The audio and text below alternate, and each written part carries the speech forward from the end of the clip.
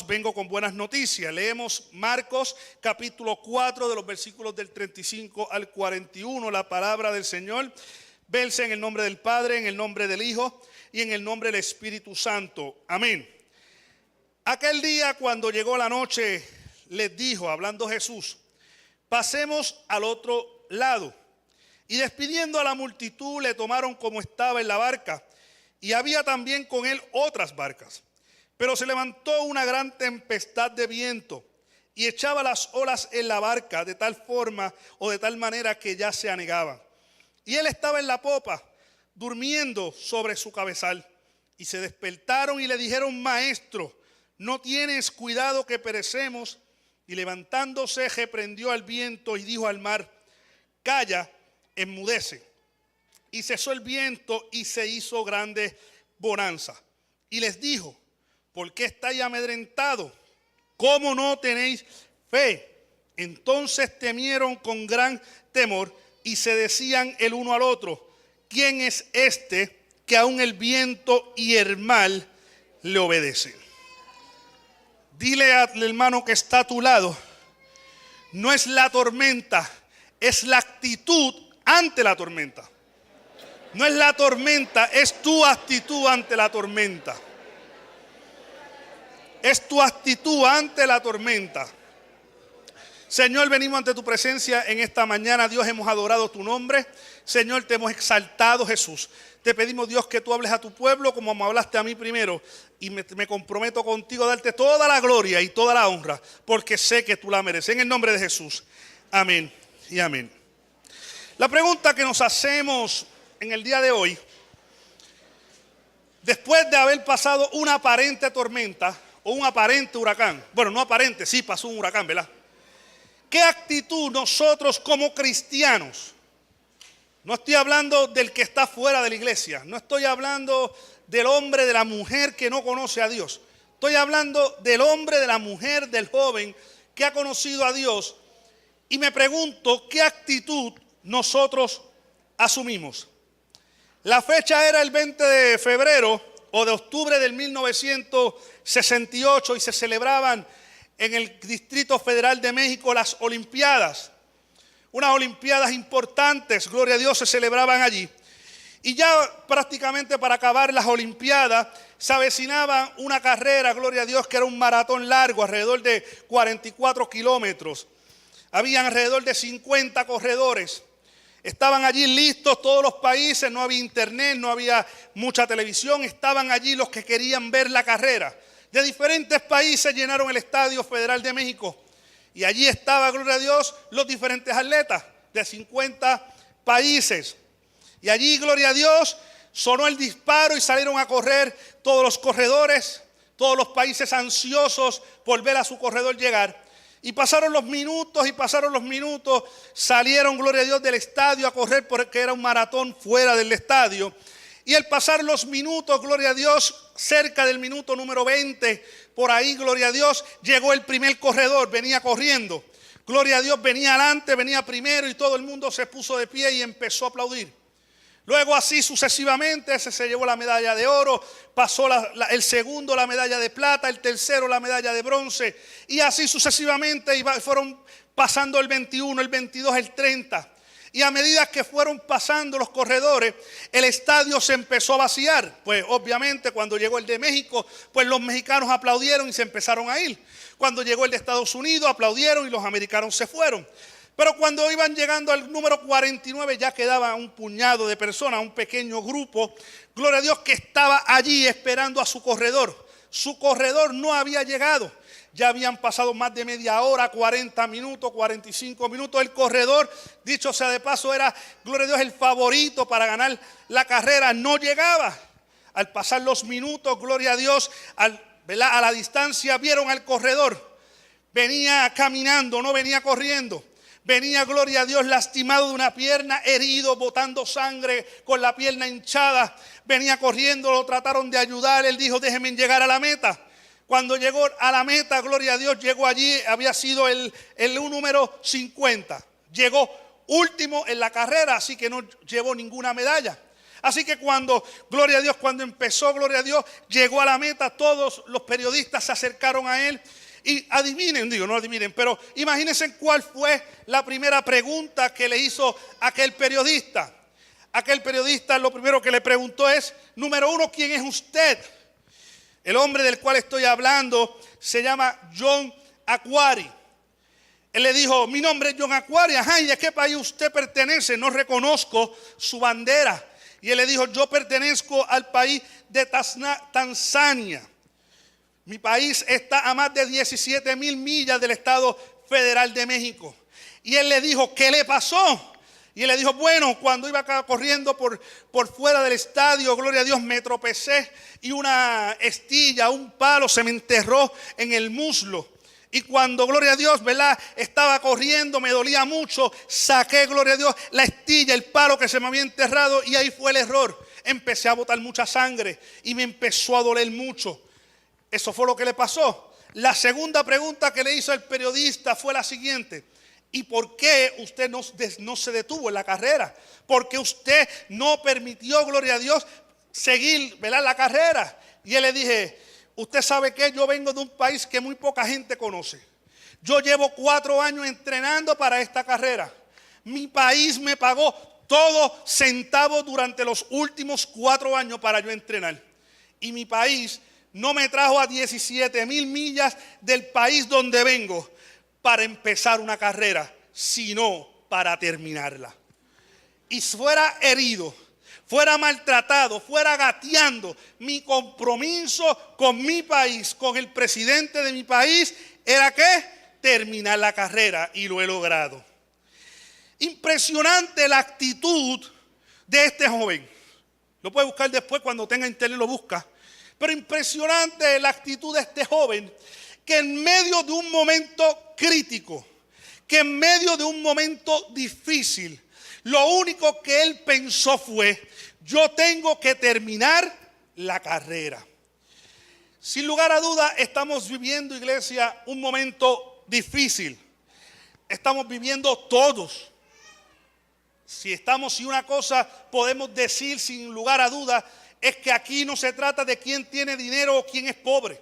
Aquí no se trata de quién es cristiano o quién no es cristiano. Aquí se trata de que todo un país está pasando casi por las mismas necesidades.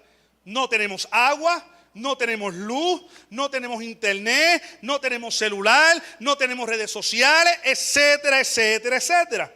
Todos por igual. Ahora, la pregunta que yo me hacía es, ¿cómo nosotros reaccionamos ante un evento después de pasar un huracán, de haber pasado tantas situaciones? Muchos pasaron muchos sustos como yo. Gloria a Dios, tuve varias horas tratando de que la puerta del frente no se cayera. Gloria a Dios, igual que usted, que a lo mejor pasó por otras cosas. A lo mejor usted ha vivido lo mismo que hemos vivido todos, 5, 6, 7 horas para un galón de gasolina o para 20 pesos de gasolina, todos. La pregunta es, ¿cómo yo reacciono? ¿Cómo reaccionaría Jesús ante una situación como la que nosotros estamos viviendo? Sin lugar a dudas, cuando buscamos, gloria a Dios, el diccionario, buscamos la palabra actitud. Y me impresiona la manera en que el escritor lo define. Él lo define como que es una manera de obrar. Es un sentimiento interior. Es una decisión expresada en medio de un momento dado. Me impresiona la palabra decisión. La actitud es una decisión que yo asumo ante algo. La pregunta que yo vuelvo a hacer después de 17, 18 días del huracán, ¿cuál es nuestra actitud al día de hoy? ¿Estamos más cerca de Dios o estamos más lejos de Dios? ¿Estamos más lejos de nuestro matrimonio o estamos más cerca de nuestro matrimonio? ¿Estamos más cerca, gloria a Dios, de nuestra familia o estamos más lejos de nuestra familia? ¿Cuál es nuestra actitud? La actitud, gloria a Dios, que vemos en la calle todos los días es que la gente está de mal humor, que la gente está peleando, que la gente, gloria a Dios, está desesperada. La pregunta que yo vuelvo a hacerme, ¿cuál es nuestra actitud? La Biblia habla de un evento, y voy a tocar varios personajes, pero el evento que acabamos de leer es un evento que a mí me gusta mucho, porque Jesús está allí con los discípulos. acababa de predicar, acababa de hacer lo que siempre hacía. Y le dice a los discípulos que eran expertos en barca, ¿verdad? Usted sabe que los discípulos eran pescadores, la mayoría. Y usted sabe que ellos eran expertos. Así que allí no había GPS. En esa época no había ninguna aplicación para ver los huracanes o los tornados. Así que esta gente eran expertos en saber si venía un huracán, si venía una tempestad, por dónde coger. Y Jesús le dice, vamos al otro lado.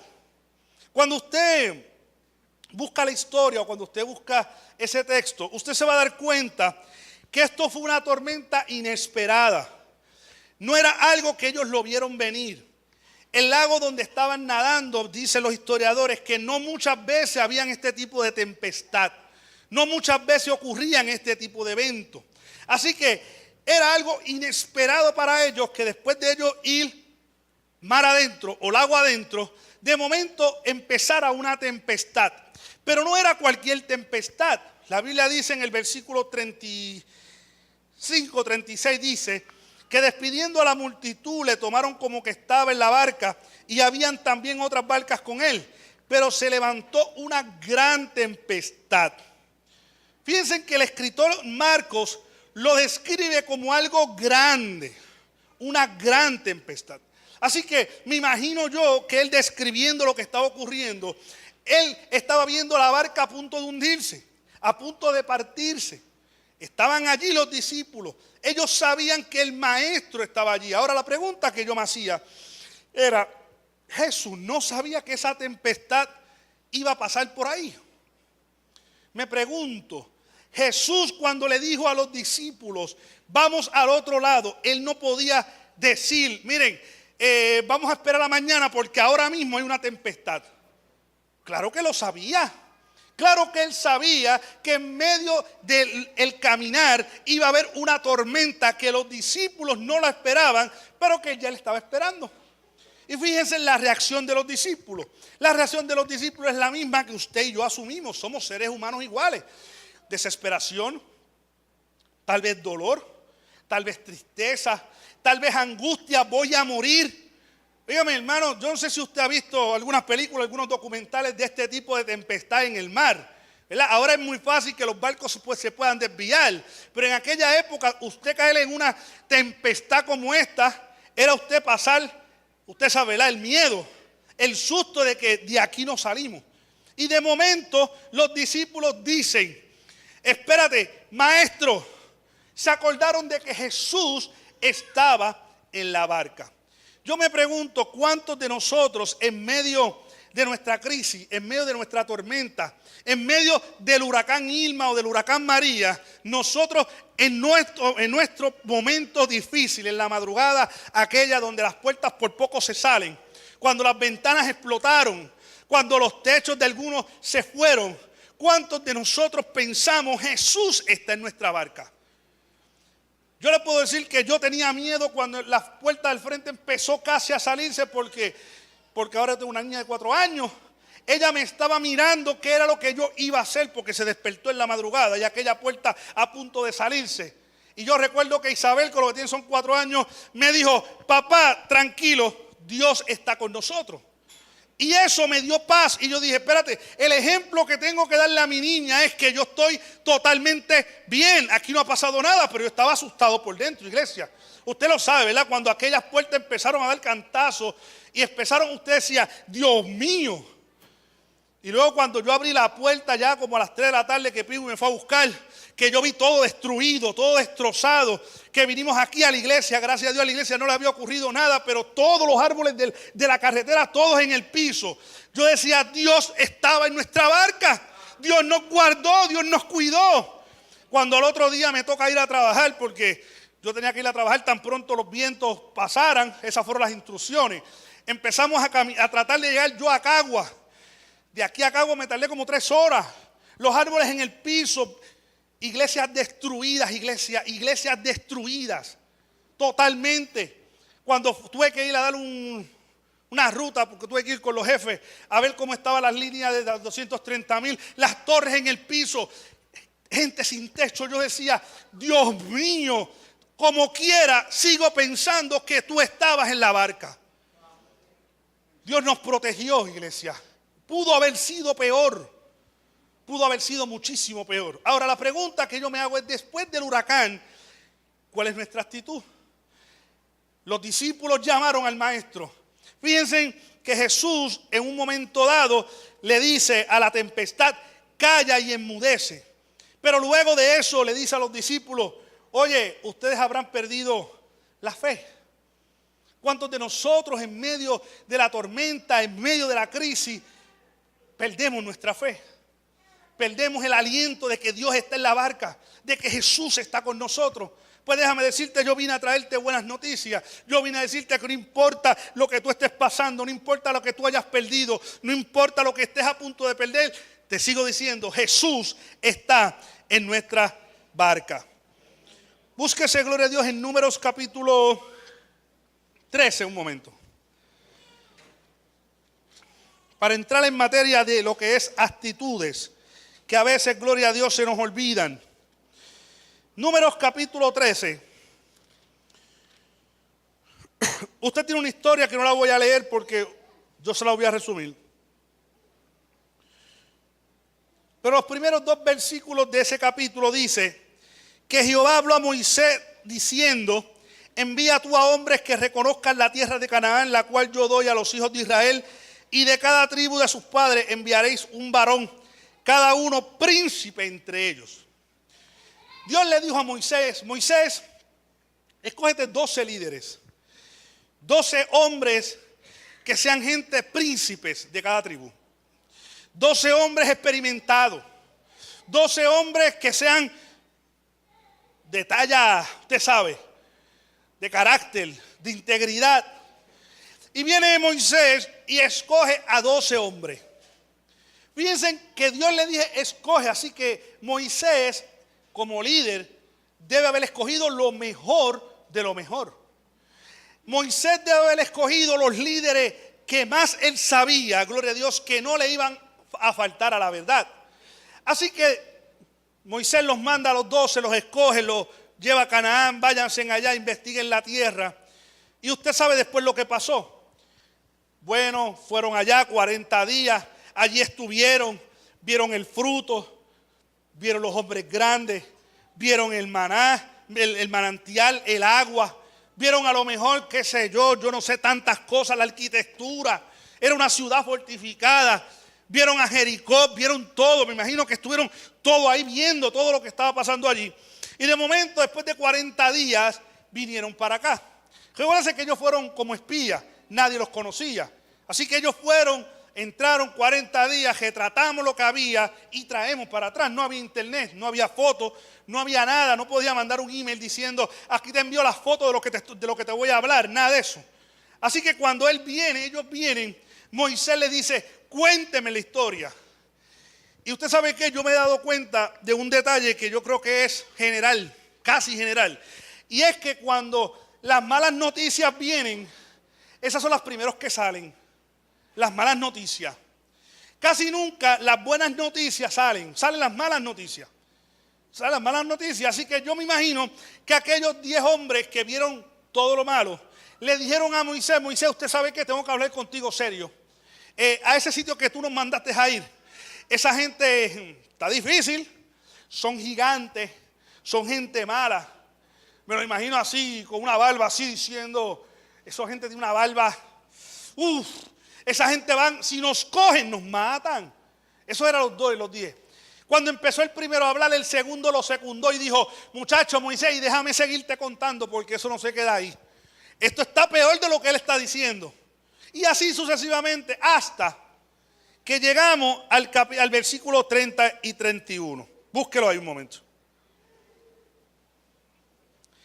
El 30 se levantó un muchacho que se llamaba Caleb y hizo callar al pueblo delante de Moisés y dijo, subamos luego y tomemos posesión de ella porque más podremos nosotros que ellos. Mas los varones que subieron con él dijeron, no podremos subir contra aquel pueblo porque es más fuerte que nosotros. Fíjense, el mismo escenario, el mismo o la misma obra, pero con 2 tipos de visión distinta. Uno vio el gigante enorme y dijo, este tipo nos va a matar.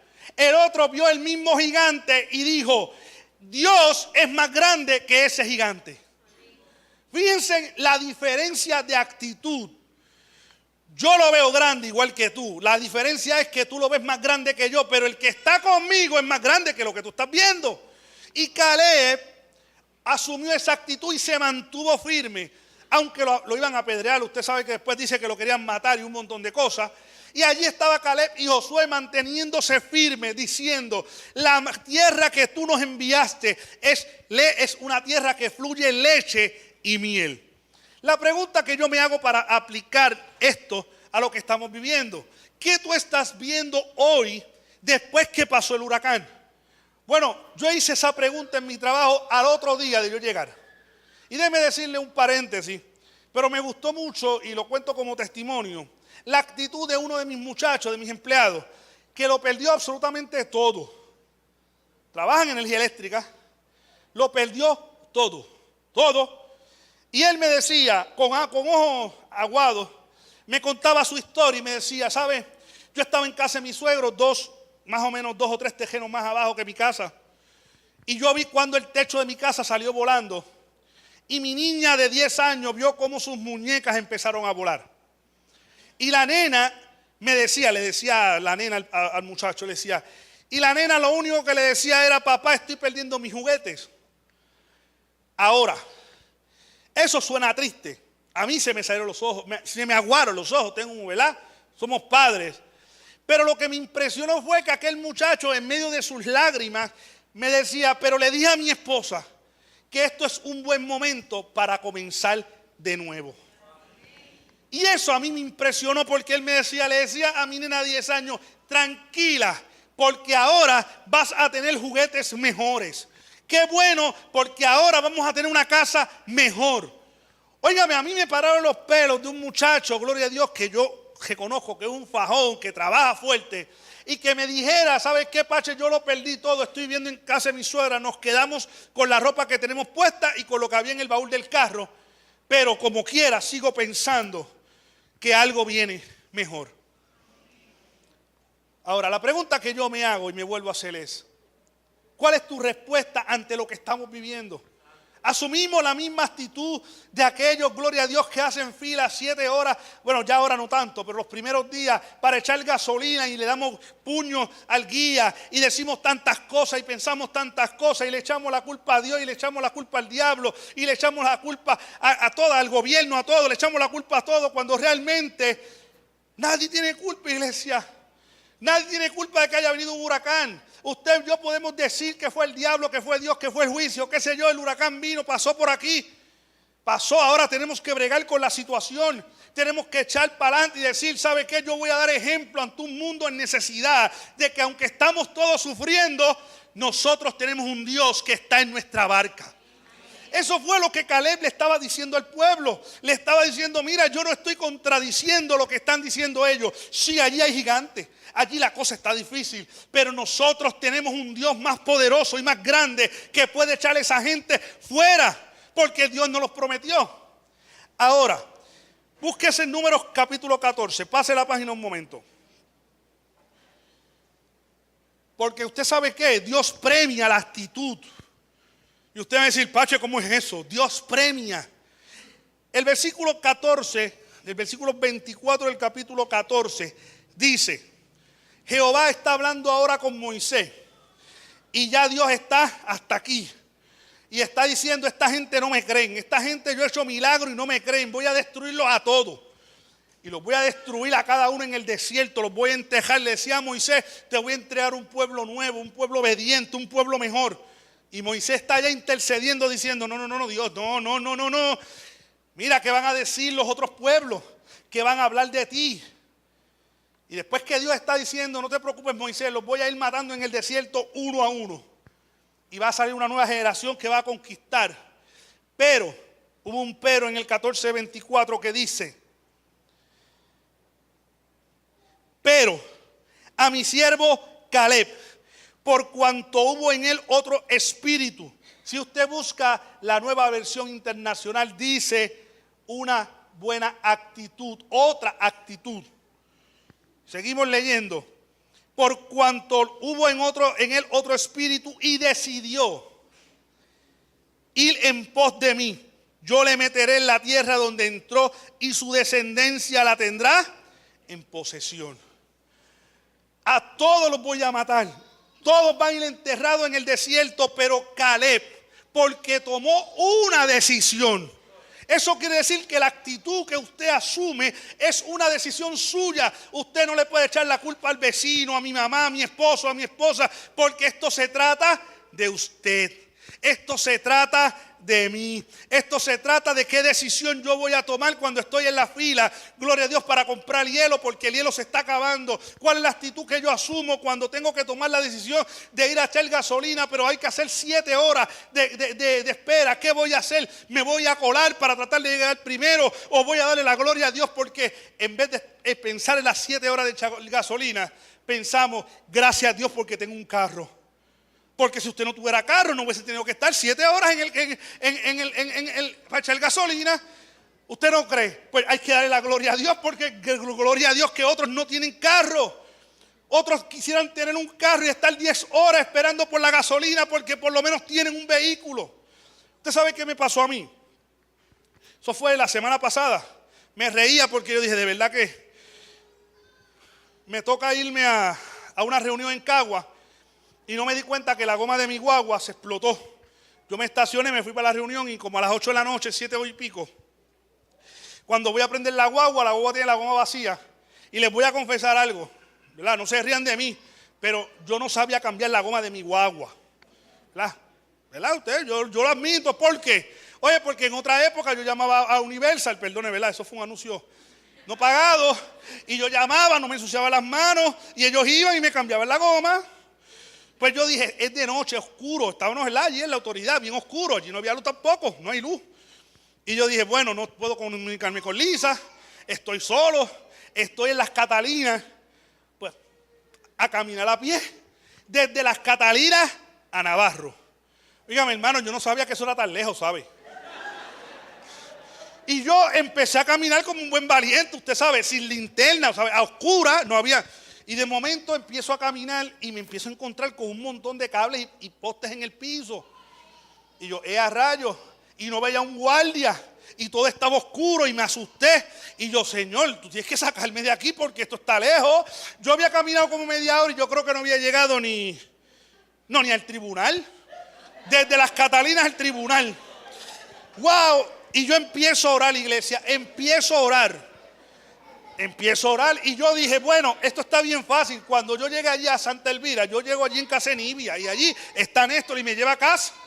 Esto es cerca. Ese camino se me hizo eterno.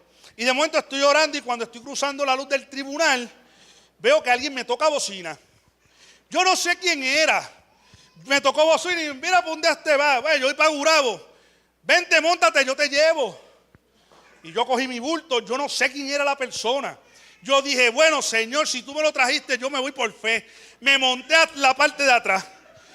No hice ningún ruido, me quedé callado. Y dije, Dios mío, que no me vayan a asaltar. Dios mío, que no me vayan a dar un golpe. Que me lleven a Navarro sin ningún problema. Pues ¿saben qué pasó? La persona me llevó hasta mi... Claro, no le iba a decir llévame hasta la puerta de mi casa. Yo no sé quién es la persona. Todavía al día de hoy, lo único que me acuerdo fue que me preguntó, ¿tú conoces a fulano de tal, de la autoridad? Y yo dije, pues fíjense, sí, creo que lo conozco. Me dice, chacho, ese es mi amigo. Ah, pues qué bueno. Y yo no le hablé más en todo el camino. Me llevó hasta Navarro y usted sabe qué. ¿Usted sabe por qué le cuento esto? Porque en medio de ese momento que era tal vez una bobería en otra época, en otro momento era una bobería por 2 cosas. Primero porque tenía un teléfono, llamaba a mi esposa, o si había luces, a pie era fácil, ¿verdad? Porque el problema era la oscuridad. Pero fíjense que en el momento crucial, Dios envía a alguien que yo ni conocía, que la probabilidad de que viniera para Gurabo era casi 0. Y me dice, te llevo hasta tu casa. ¿Usted sabe qué? Por eso es que sigo pensando que Dios está siempre en nuestra barca. Porque es un detalle que tal vez ahora para mí yo lo cuento y para mí yo me río, pero en aquel momento yo estaba asustado. Yo decía, Dios mío, si esto es más lejos de lo que yo pensaba. tan cerca que es en el carro, en 5 minutos. Y Dios tuvo cuidado de mí y tiene cuidado de ti. Seguimos. Vamos a 1 Samuel un momento, para ir avanzando. 1 Samuel capítulo 17. Usted va a ver una historia clásica, usted la conoce. De hecho, la conocemos desde niño. Pero mientras preparaba el mensaje, Dios me trajo algo a colación. Y quiero compartirlo con ustedes. Ahí está David diciéndole a su papá, el papá a David, perdón. Mira, Davidcito, llévale esta comidita ahí a los muchachos, esos hermanos tuyos que están en la guerra. Usted sabe, los fuertes, los que Dios nunca escogió para ser rey. Están en la guerra y ellos están allí, necesitan comer. Y David, como buen obediente, dice la Biblia que cogió su mochila y fue a llevarle. Y cuando llevó la mochila se encontró con que había un gigante llamado Goliat. Y ese Goliat hablaba mucho y hablaba duro. Y le decía al pueblo de Israel, yo soy el que mando aquí, mándate un hombre que me venza. Pero nadie se atrevía. Hasta que apareció David. Y David empezó a preguntar, ¿qué DH está pasando aquí? ¿Qué es lo que está pasando? Y le dijeron, mira, lo que pasa es que hay un Goliat ahí, un tipo llamado Goliat, y dicen que el que lo venza le va a dar un montón de cosas y un montón de premios, yo no sé. El pueblo está aquí asustado. Y él, gloria a Dios, cae al lado del rey, allí, ¿verdad? Para hacer la historia corta. Y Saúl le dice, muchacho, tú no vas a poder vencer a ese monstruo. Fíjense que el líder estaba más asustado que el pueblo. Saúl, un hombre que tenía todo el poder del ejército, tenía todo el poder económico del pueblo, está asustado porque un hombre grande y alto lo está retando. La Biblia dice que Saúl no era ningún enano, ¿sabes? Saúl era un hombre fuerte y de guerra. Cuando Dios escoge a Saúl, Saúl no era un pequeñito como David. Era un tipo bien parecido, era un tipo que llamaba la atención por sobre encima de toda la gente. Y este muchacho ahora le tenía miedo a Goliat.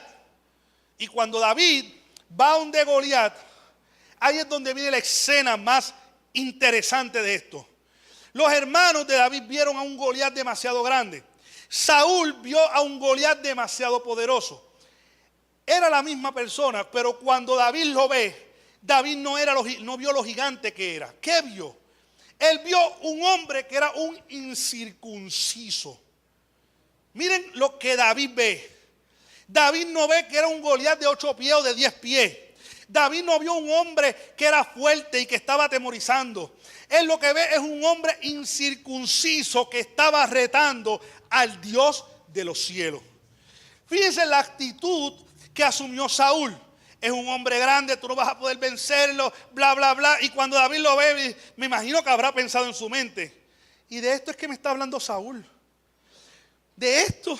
Bendito, si yo tenía osos más grandes cuando venían con las ovejas y yo los mataba. De esto es que usted le tiene. Me imagino yo a David, eso no lo dice la Biblia. Yo estoy imaginando a David en su mente diciendo, de esto era que no querían que yo me enfrentara. Ay, bendito. Ven acá, Goliat, contigo es que yo voy a pelear.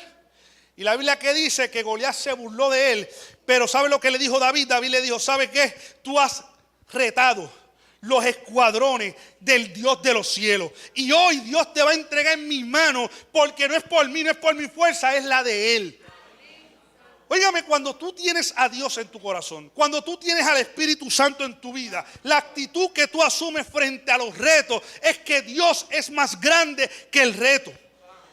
Yo no estoy diciendo que Goliat no era fuerte. Claro que Goliat era fuerte, claro que sí. Por eso todo el mundo le tuvo miedo. Pero cuando David lo vio, David dijo, este muchacho será grande, pero el Dios que yo he visto en mi vida es mucho más grande. Yo he visto cómo Dios venció, gloria a Dios, a aquellos osos que venían en contra mía, a los leones. Él, bendito, Él me daba fuerza, yo no sé dónde la sacaba. La actitud frente a un evento difícil. Ahora, si usted va a Josué, para volver a Caleb un momento, acompáñame a Josué un momento, para luego llegar allí al mal otra vez y terminamos. Si usted va a Josué capítulo 14, versículo 6, búsquelo conmigo.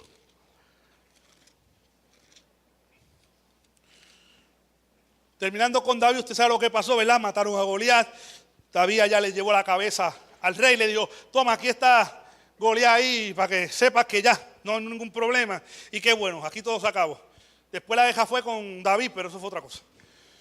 Ahora, después de que Caleb dice todo lo que pasó, pasan muchos eventos. Y uno de los eventos es que Moisés murió y Dios escoge a Josué para conquistar la tierra. Y durante los primeros 14 capítulos más o menos de Josué, Caleb no aparece en escena. Todo fue Josué. Josué era el líder. Caleb aparentemente siempre se mantuvo al margen, estuvo detrás de Josué, conocía, eran amigos, ¿verdad? Aparentemente. Me imagino que eran muy buenos amigos, llevaban 80 y pico de años, 40 y pico de años en el desierto juntos, se conocían. Pero llegó un momento donde Josué ya ganó la guerra, ya tiene la tierra prometida y le toca dividir la tierra. Ahora Josué tiene la responsabilidad de decir, este pedazo de tierra es para Gabo, este es para Apache, este es para la tribu de Orli.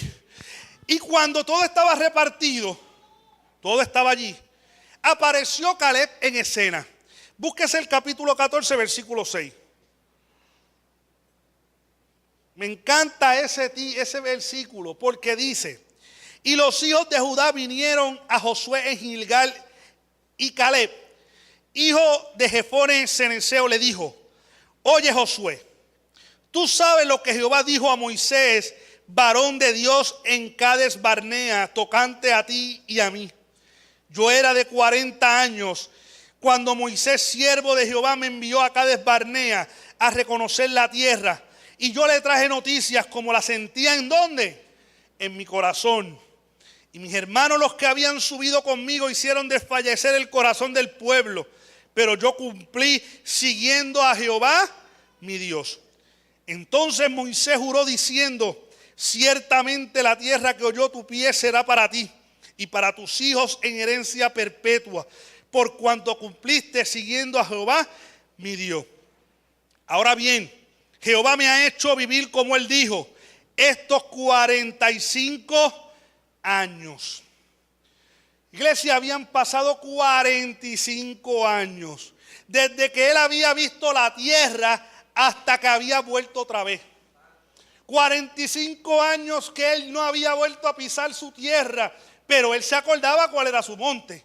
Él se acordaba cuál era su pedazo de tierra. Él hacía 45 años lo había visto. A lo mejor ahora habían otras estructuras. A lo mejor 45 años después habían otra gente. Pero él sabía que ese era su monte. Así que le dice a Josué, y todavía después de 45 años, tiene 85, todavía estoy tan fuerte como el día en que Moisés me envió. ¿Cuál era mi fuerza entonces? Tal es ahora mi fuerza para la guerra y para salir y para entrar. Dame pues ahora este monte del cual habló Jehová aquel día, porque tú oíste que en aquel día los anaseos están allí y que hay ciudades grandes y fortificadas. Quizás Jehová estará conmigo y los echaré como Jehová ha dicho. Entonces Josué le bendijo y dio a Caleb, hijo de Jefone, a Hebrón por heredad. 45 años y este muchacho no se había perdido la actitud de que ese monte es mío, de que lo que Dios me habló, eso a él no se lo ha olvidado, de que ahora tú repartiste, ahora me toca a mí, dame lo mío. Y allí habían gigantes también. Por eso él dice, mira, mi fuerza es ahora como la de hace 45 años, porque el monte que él tenía, ahora él tenía que conquistarlo, porque dice la Biblia, dice que ¿sabes qué? Que allí habían gigantes, habían 3 gigantes, eran los dueños de la tierra. Ahora él tenía que pelear para sacarlo, para poder pelear por su tierra.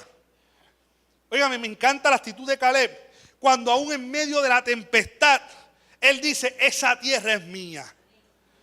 Eso es mío, eso no es de nadie, no se lo vengas a dar a otra gente, eso es de mía, eso es de mi familia. Dios me lo prometió, Moisés me lo prometió, así que ahora tú cumple. Y Josué le dijo, ¿sabes qué? Caleb, vete, te bendigo en el nombre de Jesús, vete, conquístalo porque esa tierra es tuya. Óigame, y obviamente conquistó la tierra. ¿Usted sabe qué? Volvemos allí a Marcos. mientras el ministerio puede tomar su lugar, por favor. Marcos capítulo 4.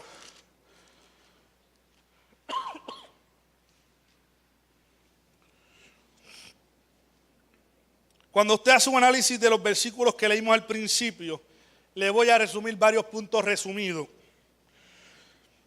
Primero, era una tormenta inusual, o era una tormenta inesperada, nadie la esperaba. Número 2, era una tormenta impecable, era difícil de manejar, era una tormenta inusual. Los científicos han determinado que no se sabe por qué en ese momento específico, en esa época del año, surgió esa tormenta.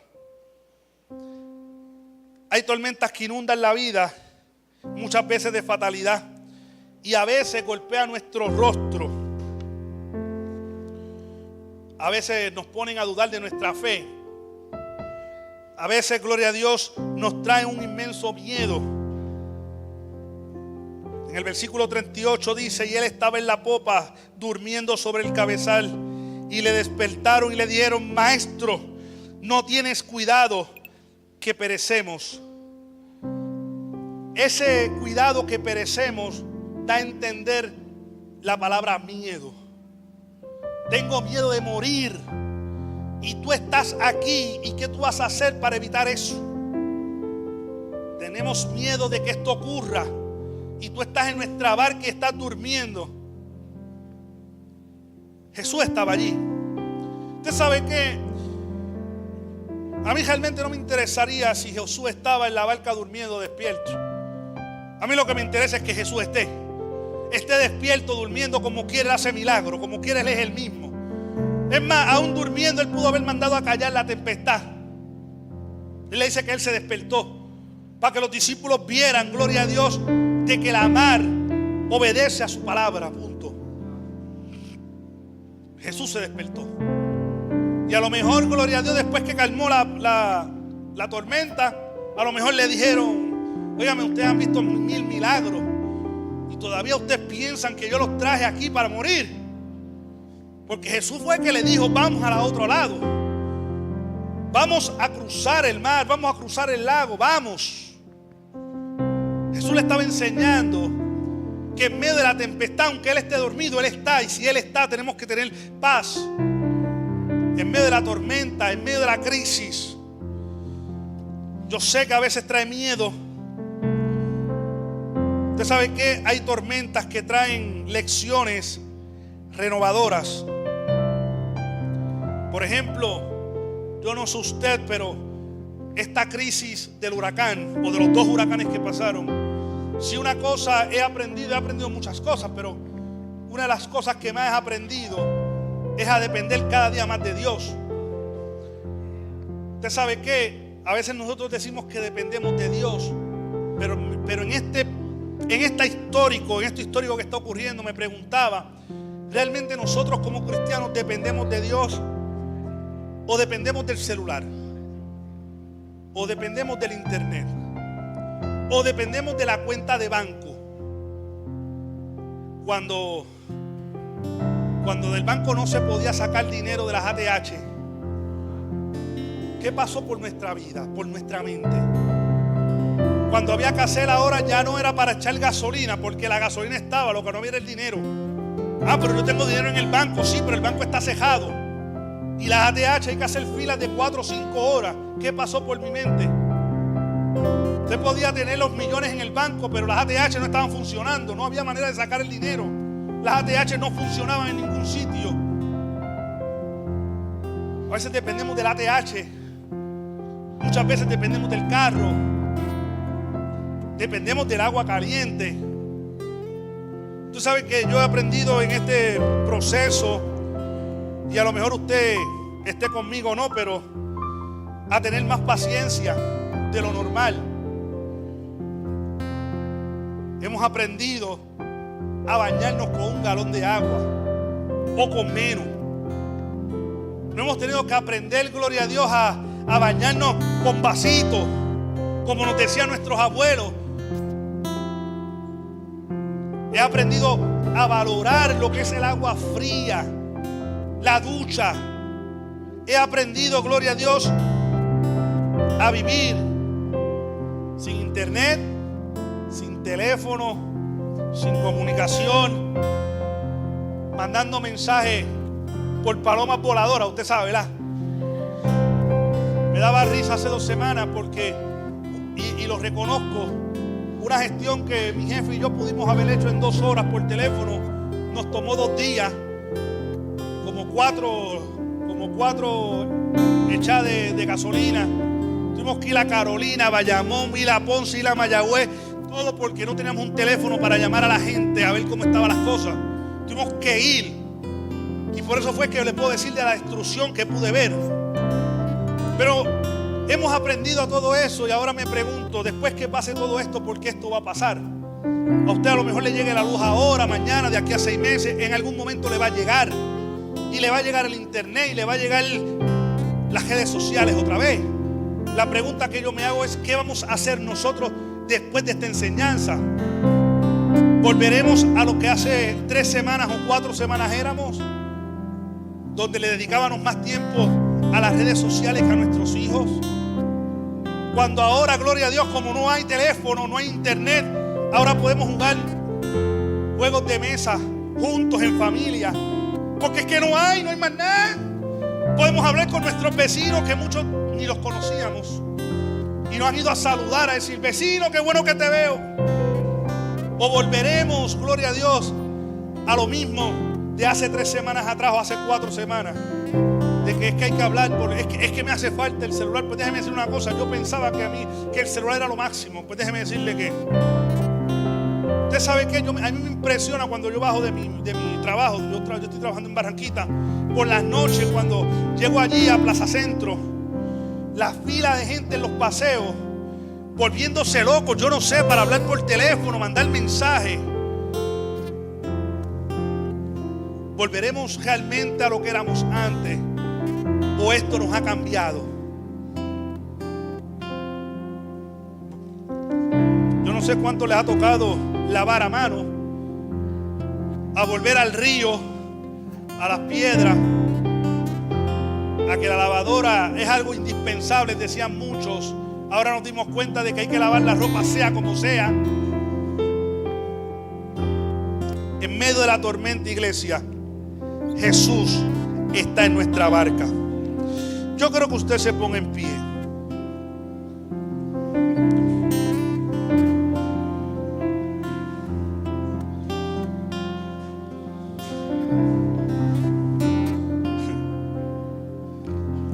Les voy a confesar algo.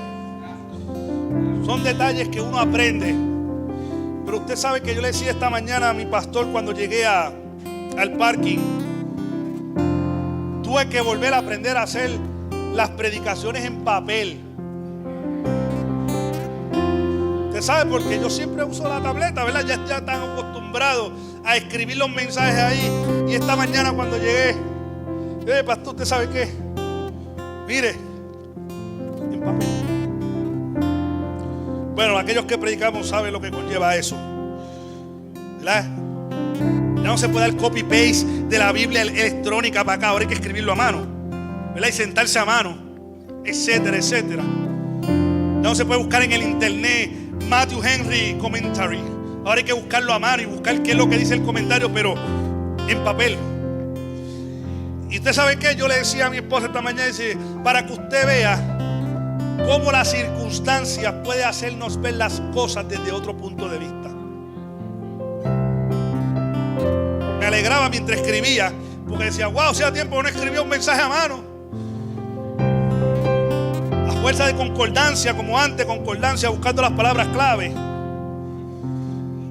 Pero qué bueno es saber, iglesia, que en medio de todo lo que nos ha ocurrido, Dios siempre estuvo con nosotros. Así que en esta mañana yo no voy a hacer un llamado en particular. Yo creo que usted se coja de la mano ahí donde está. Y hoy, en vez de hacer un llamado para que usted, si tiene alguna necesidad, ¿por qué hoy no le damos gracias a Dios? ¿Por qué hoy no sacamos un minuto para decirle a Dios, ¿sabes qué, Dios? Gracias porque Tal vez he pasado ciertas cosas, pero estoy vivo. Tengo mi casa, aunque se haya llevado la ventana. Tengo mi casa, aunque se haya llevado la terraza. Tengo mis hijos, no están muertos, están ahí. No le ha faltado la leche, no le ha faltado el agua, no le ha faltado la comida. Óigame, Dios ha sido tan bueno que hasta aquí a la iglesia Dios nos ha dado agua gratis para darle a todos, y todavía sigue eso ahí. Y ahí han pasado, yo no sé, miles de personas, cientos de personas buscando agua, y el agua todavía sigue fluyendo, demostrándonos, iglesia, que Dios está con Betlehem, que Dios está con nosotros como iglesia. Así que en esta mañana yo quiero darle gracias a Dios, porque aún en medio de todo hemos aprendido algo. No sé qué usted aprendió, yo he aprendido muchas cosas, pero ese algo que usted aprendió, valórelo, porque Dios le quiso dar una enseñanza a usted. Señor, yo vengo ante tu presencia en esta mañana. Señor, en esta mañana no vengo a pedirte, esta mañana venimos a darte gracias. Gracias, Dios, porque estamos aquí como pueblo. Gracias porque estamos aquí como congregación. Gracias porque tenemos a nuestros pastores, porque tenemos a nuestros ancianos, porque tenemos a cada hermano aquí, porque tenemos a cada niño aquí. Gracias porque a pesar de lo que hemos pasado, de las vicisitudes que a lo mejor hemos pasado, estamos aquí adorándote. Señor, no hemos venido a quejarnos, sino a darte gracias. No hemos venido a quejarnos de que falte el agua o la luz o lo que falte, sino a darte gracias, porque hasta aquí tú nos has ayudado. Hasta aquí tú nos has dado agua, tú nos has dado comida, tú nos has dado, Padre amado, todo. Señor, gracias porque somos un pueblo, gloria a Dios, que tú has llamado a servir. Que estamos aquí, Dios, Padre amado, para darte la gloria y para servir a otros. De que cuando hay una tormenta, cuando hay un huracán, Dios, tú estás en la barca. De que somos ejemplo, Padre amado, al mundo, de que tú estás en nuestra barca. Y que si tú estás en nuestra barca, podemos tener paz en medio de la tormenta. Gracias, Dios. Y toda la gloria es tuya. Todo el honor es tuyo, Dios. Te adoramos y te amamos, Jesús. Gracias, Padre, en el nombre de Jesús. Amén y amén.